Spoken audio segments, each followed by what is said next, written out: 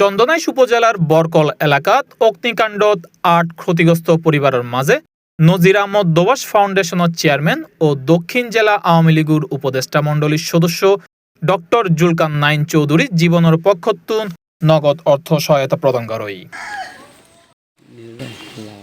মানবিক সহায়তার অংশ হিসেবে স্থানীয় সমাজসেবক ও বিভিন্ন সংগঠনের নেতৃবৃন্দ ক্ষতিগ্রস্ত পরিবারের খোঁজখবর লয় এবং তারার হাতত নগদ অর্থ তুলি দেয়।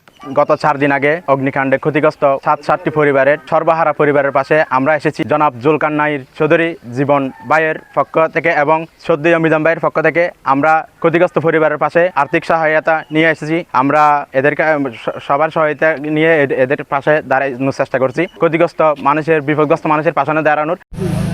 সহায়তা প্রদানকালে বক্তাক্কল হয় অগ্নিকাণ্ডে ক্ষতিগ্রস্ত পরিবারে গিন কঠিন সময় পার করেন তারার পাশে দাঁড়ান সমাজের ব্যাকর নৈতিক দায়িত্ব। এই সময় ক্ষতিগ্রস্ত পরিবারের সদস্য সকল সহায়তা পাইনে কৃতজ্ঞতা প্রকাশ করে।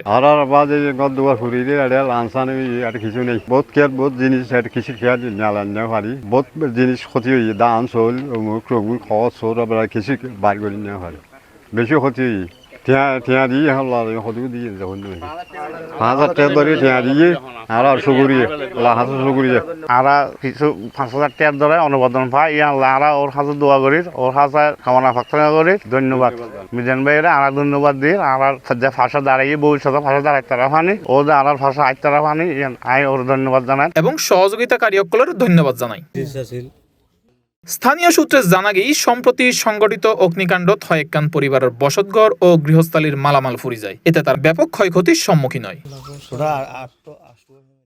C+ TV, Chittagong.